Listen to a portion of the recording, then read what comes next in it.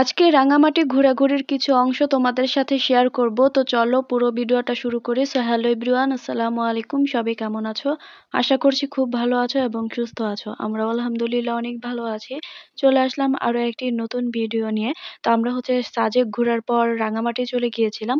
তো রাঙামাটি আমরা বিকালবেলা রওনা দিয়েছিলাম, আর পৌঁছাতে পৌঁছাতে আমাদের প্রায় রাত 9টা বেজে গিয়েছিল। দেন আমরা একটা হোটেল রুম নিয়েছি। হোটেলের নামটা হচ্ছে মতি মহল। তো আমরা ছোট্ট একটা রুম নিয়েছি, যেটার কোনো বারান্দা ছিল না। তো আমরা রাতটুকুই শুধুমাত্র থাকবো, সেই কারণে ছোট্ট একটা রুম নেওয়া। কারণ আমরা পরের দিন সকালবেলা বোট নিয়ে ঘুরতে চলে যাব। রাঙামাটির যেই সব স্পট গুলো আছে সেগুলো ঘুরে দেখবো। তারপর সেখান থেকে ব্যাক করে সন্ধ্যাবেলা আমরা আবার বাসে উঠে একদম ঢাকা ব্যাক করব। তো শুধুমাত্র রাতটুকুর জন্য আমাদের এনাফ একটা রুম হলেই হতো, তো সেই কারণে এটা নেওয়া, যেটার প্রাইস পড়েছিল 1500 টাকা পার নাইট। তারপর আমরা ডিনার করতে চলে গেলাম, আর এই তো ডিনার করলাম পোলাও মুরগি। আর রাতে এসে ঘুমিয়ে পড়েছিলাম। দেন সকাল সকাল ঘুম থেকে উঠে নাস্তা করতে চলে গিয়েছিলাম। পরোটা, ডিম ভাজি, ডাল ভাজি আর 1 কাপ চা দিয়ে সকালের নাস্তা সেরে নিয়েছি। তারপর চলে গেলাম রিজার্ভ বাজার, কারণ রিজার্ভ বাজার বোটঘাট থেকে আমরা একটা বোট ভাড়া করে নিব।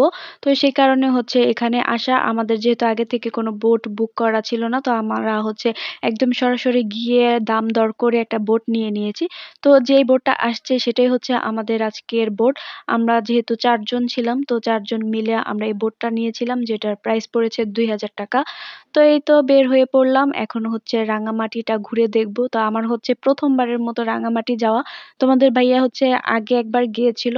তা আমার জন্য আবার রাঙামাটি যাওয়া, কারণ আমার তো কখনো দেখা হয়নি, তাই আমার ইচ্ছা ছিল যে রাঙামাটিটাও একটু ঘুরে দেখি।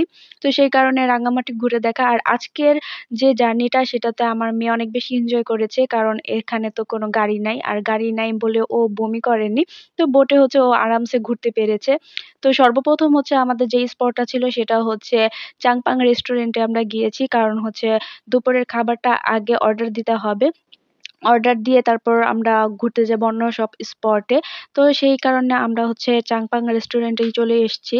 তো অনেকটা অপশন ছিল, তো আমরা চুজ করে নিয়েছিলাম চাংপাং রেস্টুরেন্টে। তোমাদের ভাইয়া এর আগের বার এসে খেয়ে গিয়েছিল, তো ওনার কাছে খাবার অনেক ভালো লেগেছিল, আর আমরা অনেক রিভিউ দেখেছিলাম এই রেস্টুরেন্টের, তাই ভাবলাম যে আমরাও ট্রাই করে দেখি আসলে খাবারটা কেমন। রিভিউ যে এত মানুষ দিয়েছে, তাদের কথা সত্যিই নাকি মিথ্যা। তো সেই কারণে চলে আসছি। এখন আমরা অর্ডার দিয়ে চলে যাব। তো আমরা মিক্স অ্যান্ড ম্যাচ করে অর্ডার দিয়ে দিয়েছি। তারপর আমরা রওনা দিয়ে দিলাম নেক্সট স্পটের জন্য, আর সেটা ছিল আদিবাসী মার্কেট। তো আদিবাসী মার্কেট যাওয়ার সময় যে ভিউটা ছিল, সেটা ছিল মাশাআল্লাহ এত বেশি সুন্দর। চারিদিকে ছিল সবুজ অরণ্য, দেখতে এত বেশি ভালো লাগছিল। দুই পাশে পাহাড়, আর মাঝখান দিয়ে বোট চলছিল এই লেক দিয়ে। এত বেশি সুন্দর লাগছিল, আর এত বেশি পিসফুল লাগছিল দেখতে, আর এত বেশি শান্তি। আসলে আল্লাহর সৃষ্টি কত যে সুন্দর, সেটা ট্যুর না দিলে বা না ঘুরলে বোঝা সম্ভব না। আর না দেখলে আসলে এত সৌন্দর্য উপভোগ করাও সম্ভব না। তো নিজের চোখে দেখতে পেরেছি, সে কারণে আলহামদুলিল্লাহ। তারপর এই তো আমরা দেখতে দেখতে চলে আসলাম আদিবাসী মার্কেটে। তো আমরা অনেক কিছুই কিনেছি, তবে এক জায়গা থেকে কিনিনি। বিভিন্ন জায়গা থেকে যেটা পছন্দ হয়েছে, যেটা ভালো লেগেছে, সেটাই কিনেছি। এক জায়গা থেকে যে কিনেছি এমন না।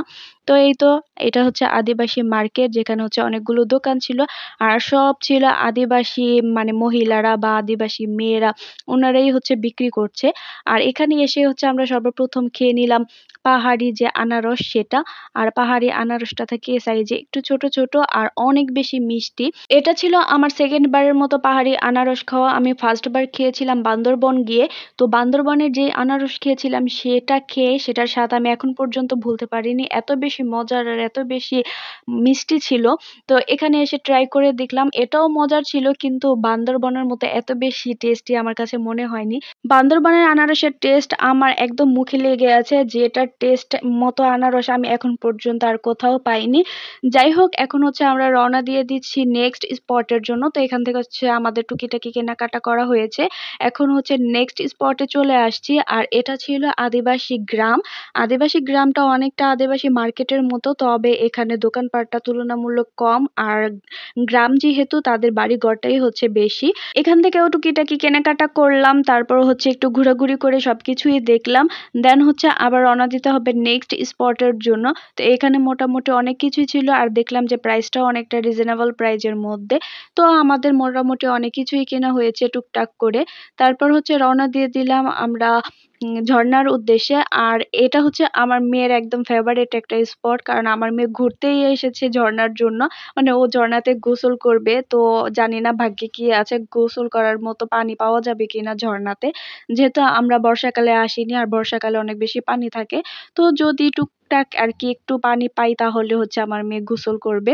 ফার্স্টেই আমরা চলে আসছি শুভলং ঝর্ণা 1, যেটা হচ্ছে ছোট ঝর্ণা নামে পরিচিত। তো আমরা হচ্ছে ছোট ঝর্ণাতে ফার্স্টে আসছি, আর সেকেন্ড হচ্ছে মানে নেক্সটে যাব শুভলং ঝর্ণা 2 তে, মানে বড়টাতে। তো এখানে আসার পর অনেকেই বলছিল যে বড় ঝর্ণাতে নাকি তেমন একটা পানি নেই, মানে নেই বললেই চলে। তো যেই বোট মামা ছিল আমাদের, উনিও বলছিল যে বড় ঝর্ণাতে একদমই পানি নেই, যদি গোসল করতেই হয় তাহলে যেন এই ঝর্ণাতেই আমরা গোসল করি। তো আমার মেয়ে তো একদম মানে অনেক বেশি এক্সাইটেড ও ঝর্ণার জন্য, তো আমিও হচ্ছে নিয়ত করে আসছি যে আমার মেয়েকে ঝর্ণাতে গোসল করাবো।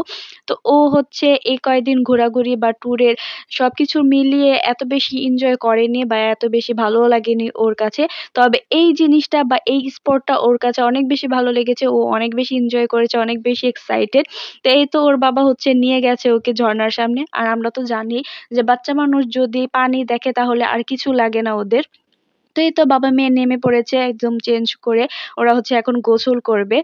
আর এর থেকে বেশি শান্তির আসলে কিছু নেই, যে এত টাকা খরচ করে কোথাও ঘুরতে গিয়েছি, মেয়ে অনেক বেশি খুশি হয়েছে। তো এই মুহূর্তে এসে আমার কাছে মনে হলো যে এত জার্নি, এত কষ্ট, এত টাকা খরচ করা এই মুহূর্তে এসে একদম সার্থক হয়েছে আমার মেয়ের এই আনন্দ দেখে। তো এই তো বাবা মেয়ে নেমে পড়েছে গোসল করার জন্য, দেখতেই পাচ্ছেন আমার মেয়ে কতটুকু এনজয় করছে, কতটুকু এক্সাইটেড, ওর কাছে অনেক বেশি ভালো লাগছিল।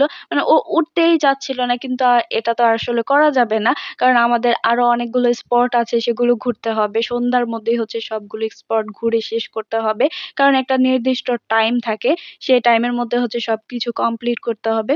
তো এখানে হচ্ছে কিছুক্ষণ গোসল করে, কিছুক্ষণ আনন্দ করে, তারপর হচ্ছে ওকে চেঞ্জ করিয়ে আমরা চলে যাচ্ছি নেক্সট স্পটের জন্য। আর এখানে হচ্ছে একটা নেগেটিভ পয়েন্ট হচ্ছে মানে চেঞ্জ করার কোনো ব্যবস্থা নেই, মানে কোনো রুম করা বা কোনো একটা জায়গা নেই যে চেঞ্জ করা, তাহলে হয়তো মেয়েরা গোসল করে বা মহিলারা একটু এখানে গোসল করে চেঞ্জ হতে পারতো। তো সেই ব্যবস্থা নেই বলে আমি আর গোসল করতে পারিনি। তো ওনারা হচ্ছে বাবা মেয়ে গোসল করে নিয়েছিল। তারপর হচ্ছে এখন চলে যাচ্ছে আমাদের নেক্সট স্পট শুভলং ঝর্ণা 2 তে, মানে হচ্ছে বড় ঝর্ণাতে। তো দূর থেকে দেখা যাচ্ছে যে ঝর্ণাতে একদমই পানি নেই, পানি নেই মানে হচ্ছে একদমই নেই। যদি একটু হলেও পানি থাকতো তাহলে তো ভিজা ভিজা দেখা যেত, কিন্তু মানে একদমই যেমন মরুভূমি খা খা কেমন করে সেই রকম আর কি লাগছিল পাহাড়। তো কি আর করার, দূর থেকে যদিও বা দেখা যাচ্ছে তারপরও টিকিট কেটে ভিতরে ঢুকে পড়লাম। ভাবলাম যে এত দূর যেহেতু আসছি তো একটু ভিতরটা ঘুরেই যাই, তারপরেও তো বলতে পারবো যে না, ঘুরে দেখে আসছি। তাই ভাবলাম যে যাই একটু ঘুরে দেখে আসি ভিতরটা কেমন। তো এই তো ভিতরটা ঢোকার পর তোমাদেরকে দেখাচ্ছি যে আসলে পানি কোথায়, আমি তো পানি চোখেই দেখছি না, জাস্ট শুধুমাত্র নিচে কিছু পানি জমা ছিল, আর সেটাতে হচ্ছে গেলাম যে পা ভিজাতে, কিন্তু গিয়ে দেখি এত গরম পানি, মানে প্রচুর গরম পানি। ঝিরির পানি বা ঝর্ণার পানি সাধারণত থাকে একদমই ঠান্ডা, আর এই পানি ছিল একদমই গরম, মানে হচ্ছে পাহাড় থেকে তো কোনো পানি পড়ে না, যেইটুকু পানি ছিল সেটা রোদের কারণে একদমই গরম হয়ে আছে। মানে ছোট ঝর্ণাতে আমরা পানিতে নামার পর যে পরিমাণ একটা শান্তি পেয়েছিলাম, একদম ঠান্ডা পানি, তো এটাতে হচ্ছে তেমন কিছুই না। তারপর হচ্ছে চলে আসলাম আমরা লাঞ্চ করার জন্য চাংপাং রেস্টুরেন্টে। খাবারগুলো এত বেশি মজার আর এত বেশি টেস্টি ছিল যে আমি একদম পেট ভরে খেয়েছি। যদি তোমরা কখনো রাঙামাটি আসো তাহলে এই রেস্টুরেন্টে ট্রাই করে দেখতে পারো, তোমাদের কাছেও অনেক বেশি ভালো লাগবে। তো প্রাইসগুলো হচ্ছে রিজনেবল প্রাইজের মধ্যেই ছিল। আজকের ভিডিও এ পর্যন্তই। রাঙামাটির নেক্সট স্পটগুলো নেক্সট ভিডিওতে দেখাবো। সেই পর্যন্ত সবাই ভালো থেকো, সুস্থ থেকো, আল্লাহ হাফেজ।